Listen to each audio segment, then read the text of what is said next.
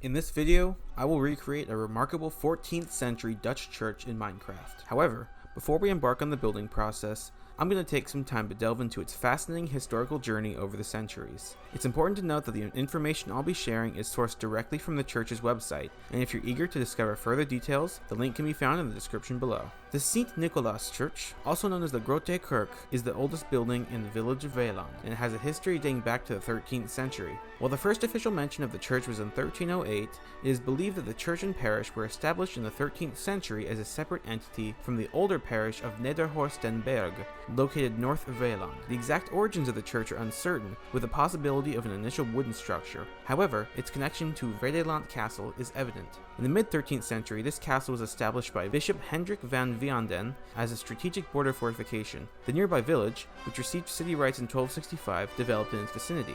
The construction of the St. Nicolaas Church likely coincided with the granting of city rights, as depicted by its inclusion of the Vreeland City Coat of Arms along with the castle tower. The coat of arms also features St. Martin, the patron saint of Utrecht Domkerk, or St. Martin's Cathedral. By 1280, Vredelant Castle in Vreeland came under the control of the Dutch domain after being conquered by Count Floris V. After 1308, the church's patron saint was changed from St. Martinus to St. Nicholas, possibly influenced by Floris V or his successors. The use of the name St. Nicolaas for both the church in Vreeland and the oldest church in Amsterdam, the Oude Kerk, suggests a close connection between the two towns. In 1333, the church faced significant damage from a fire as well as conflicts between the Bishop of Utrecht and the Count of Holland. A major restoration project took place from 1334 to 1340, resulting in the enlargement of the church and the merging of Romanesque and Gothic architectural styles. Donations played a crucial role in funding the reconstruction, as evidenced by a letter promising indulgences to generous donors written by Bishop Jan van Diest. In the 15th century, the St. Nicolaas Church underwent changes with the addition of transverse chapels and consecration crosses. The church also contained numerous niches and recesses that were adorned with figurines and collection boxes dedicated to various patron saints. After the Reformed faith replaced Catholic worship in 1580, the church received its first pastor in 1585. However, the implementation of Reformed practices was a concern, and a church inspection in 1593 found remnants of Catholic altars and relics. By 1600, the Reformed following in Vreeland began to grow, with the new reverend reporting a sizable congregation. However, both him and his successor later became associated with the Remonstrant movement, a group which had split from the Dutch Reformed Church.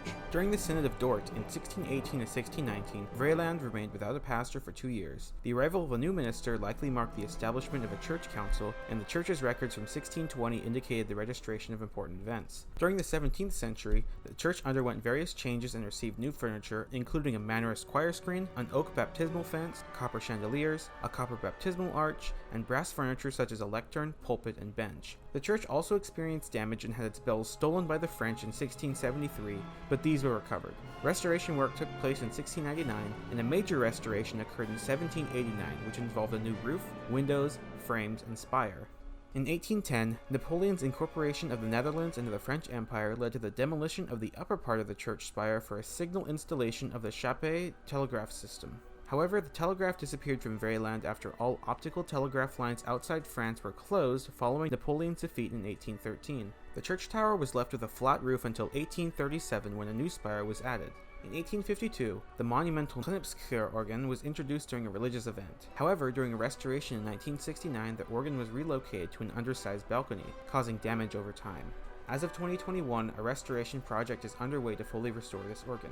In 1857, a major fire damaged the church, likely due to an overturned stove with coals. The interior of the church underwent renovations, including plastering and the installation of new windows, while the nave received a stucco ceiling. In the 1960s, a meticulous restoration project was initiated for the church under the guidance of the National Monuments Preservation Service. This extensive endeavor lasted for approximately 15 years and involved archaeological investigations into the church's 13th century foundations. During the restoration, the alterations made in the 19th century were reversed, tombstones were cleared with only a few remaining in the choir area, and the floor was replaced. The windows were adorned with brick tracings, and the church acquired a choir room while relocating its opulent 17th century furniture. Notably, the wooden barrel vault was reinstated, featuring vault dishes depicting the four evangelists and St. Nicholas. Furthermore, in 1969, renowned artist Joop Nicholas created 3 stained glass windows for the church, depicting the resurrection of Christ, the New Jerusalem, and the creation.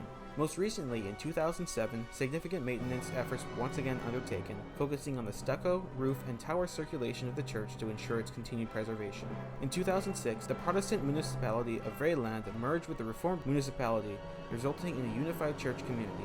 The choir area of the church displays plaques from both congregations, listing the names of all the ministers who have served. Renowned for its beautiful acoustics, the church is not only used for worship services, but also hosts concerts, lectures, commemorative events, school performances, and civil wedding ceremonies. The St. Nicholas Kirk holds a significant place in the village of Vreeland, cherished by many residents and serving as an integral part of community life.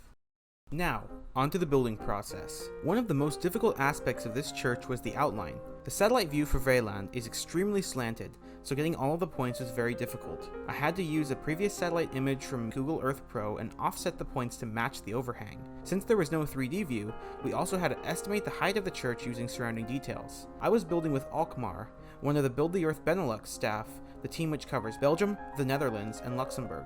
While I was fixing up the outline to be more accurate, he focused on most of the window detailing using fences, banners, and trapdoors to emulate the brick tracings. For those of you that don't know, we don't normally build interiors in BTE, so that also made the process easier. The spire was a little more difficult as it is a harder shape to emulate, but we were able to shape it using full blocks and stairs. The final sections were adding the outside wall and sidewalk, several doors, the trees, and texturing everything. Overall, this took about 5 hours to build. Big thanks to Alkmaar for his help, and enjoy the rest of the building process.